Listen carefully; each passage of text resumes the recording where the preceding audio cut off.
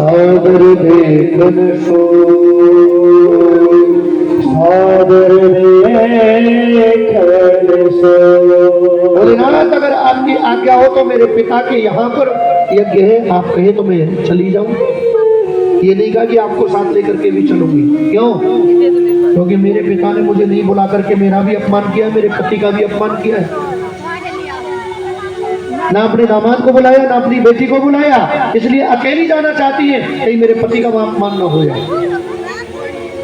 शंकर जी ने समझाया, देवी मत जाओ। क्यों? क्योंकि माता पिता गुरु इनके यहाँ बिना बुलाए चले जाना चाहिए। कि जदपि मित्र प्रभु पितु गुरु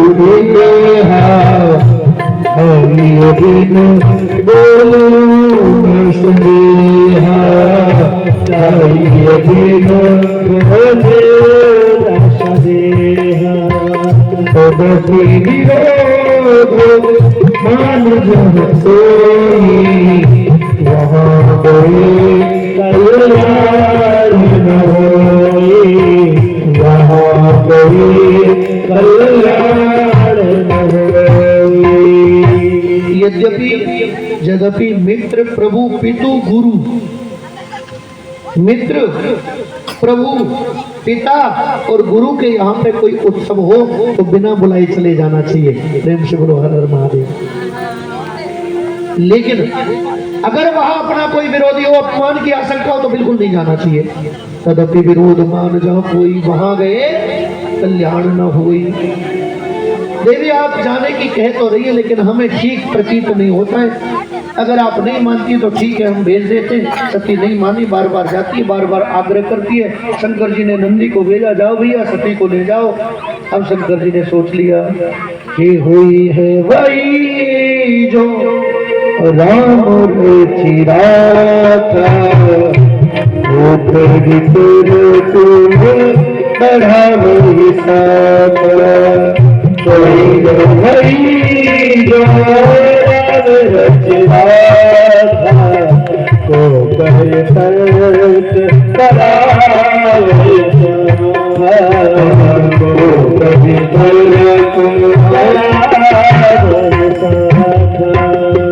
अब जो प्रभु की मर्जी है वही होगा।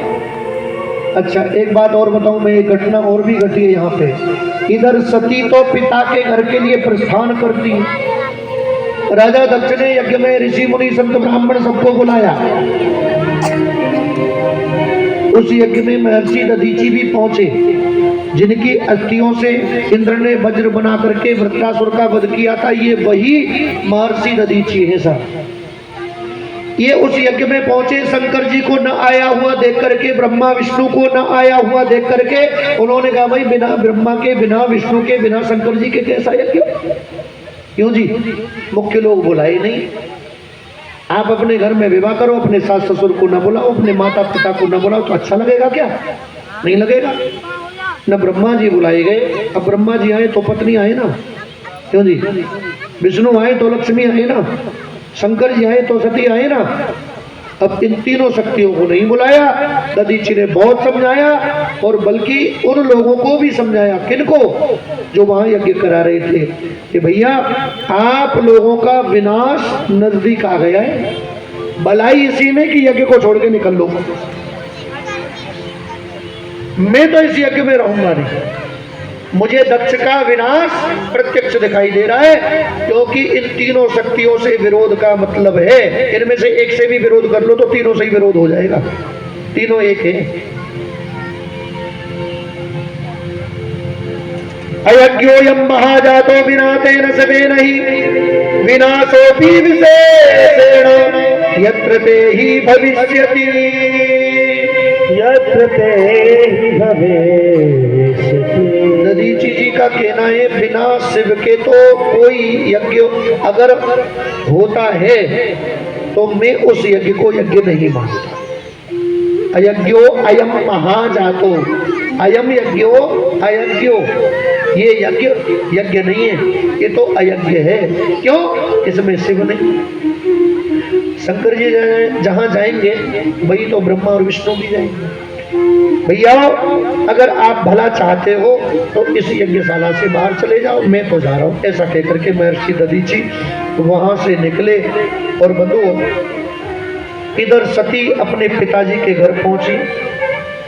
केवल मैया आदर पूर्वक मिली, सौदर भले मिली एक माता, भगनी मिली बहुरे मुस्कुराता, बहने मुस्कुरा करके मिली, माँ केवल आदर पूर्वक मिली।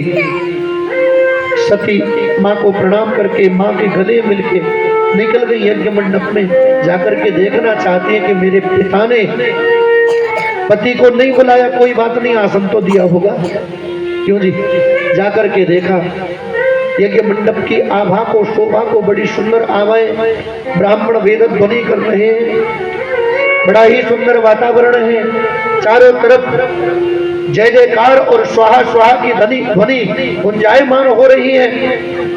ऐसे लग रहा है कि जैसे कि बरसात के मौसम में ब्राह्मण मेढक ट्रैक्टर की आवाज निकालते हो, ठीक उसी तरह सत्स्वर ब्राह्मण वेद मंत्रों का पाठ कर रहे हैं, एक स्वर में, एक आवाज में।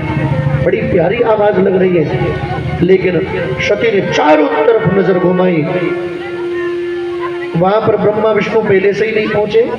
उनके आसन तो लगे हुए थे, लेकिन शिव जी का तो आसन भी नहीं था, क्योंकि इन तीनों का आसन भी बराबर लगता था। सती ने देखा, अपने पिता को खोजना शुरू किया। पिता कहाँ है? पिता जिस हवन कुंड पे हवन कर रहे थे वहां जाकर के पहुंची और अपने पिता को संबोधित करते हुए बोली, रे रे दक्ष दुराचार दंभाचार परायण किं कृतं ते महामूढ़ो धर्मचारार्थकारकम्।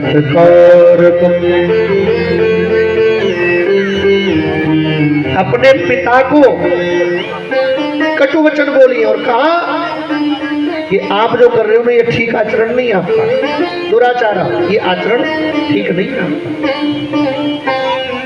और वो वरदान भी याद दिलाया, बोले जिस समय आपने मुझे पुत्री के रूप में प्राप्त करना चाहा था, मैंने आपसे पहले ही कह दिया था, अगर आपके द्वारा मेरा अपमान हुआ, जब भी कभी मेरे सम्मान की क्षति हुई, मैं इस देह को तुरंत त्याग दूंगी।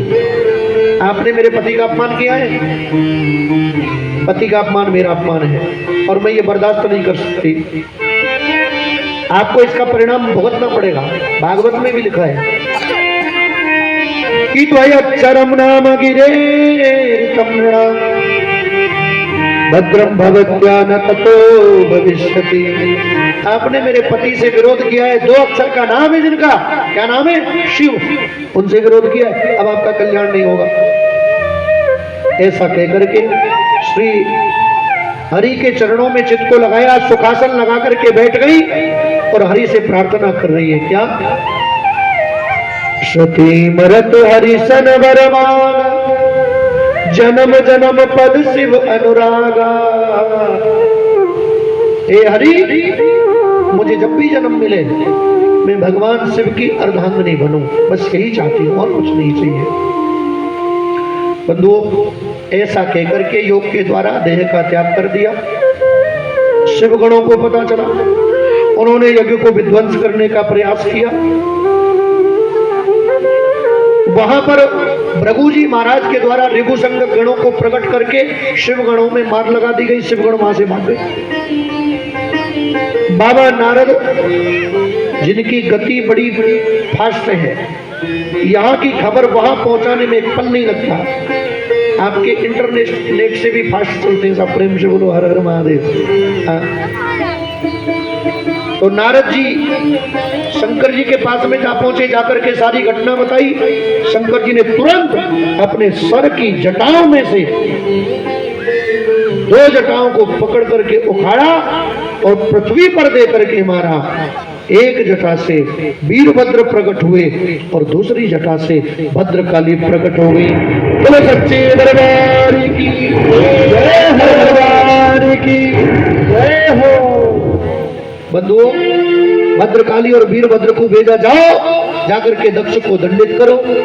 बंदूक ये सेना लेकर के शिव गुणों को साथ लेकर के दक्ष के यज्ञ में पहुंचे। दक्ष ने जब देखा आंधी सी चली आ रही है, घटाएं गिर गई हैं, काले बादल यज्ञ मंडप के ऊपर मंडरा रहे, आकाशवाणी हुई, अरे मूर्ख दक्ष, अपनी करनी का फल भोगने के लिए तैयार हो जा। डर गया दक्ष, संतों की शरण में जाता है, प्रार्थना करता है, लेकिन शिव से द्वेष करके किसी का भला थोड़ा ही हुआ है। इतनी देर में वीरभद्र आ गए, भद्रकाली आ गई, तांडव मचा दिया, विध्वंस कर दिया दक्ष के यज्ञ को। वीरभद्र ने दक्ष का सर पकड़ा, मरोड़ा, अग्निकुंड में डाल दिया। अग्नि स्वाहा, शंकर भगवान की जय हो। दक्ष के यज्ञ को विध्वंस करके वीरभद्र और भद्रकाली देवी देवताओं को दंडित करने के पश्चात कैलाश पर्वत पर आ पहुंचे। आकर के संदेश दिया शंकर जी को, दक्ष को भी दंडित कर दिया। और जो आपका उपहास उड़ा रहे थे, मजाक उड़ा रहे थे ना, जिसने मुंह चलाया उसके दांत तोड़ दिए, जिसने दाढ़ी चलाई उसकी दाढ़ी उखाड़ ली, हाँ, जिसने आंखें चलाई उसकी आंख फोड़ दी। शंकर जी ने कहा ठीक किया। दक्ष का क्या किया? बोले अभिमानी दक्ष, उसके मस्तक को पकड़ के मरोड़ के अग्निकुंड में डाल दिया। भगवान ने कहा ये भी ठीक किया। अब सभी देवी देवता ऋषि मुनि इकट्ठे हुए, जिनका नुकसान हो गया वो ब्रह्मा जी की शरण में गए। ब्रह्मा जी देखो कैसा हाल हो गया हमारा। ब्रह्मा जी ने कहा जब हम नहीं गए तो तुम क्यों गए? बोले थोड़ा भंडारे और दक्षिणा के चक्कर में चले गए थे। भंडारे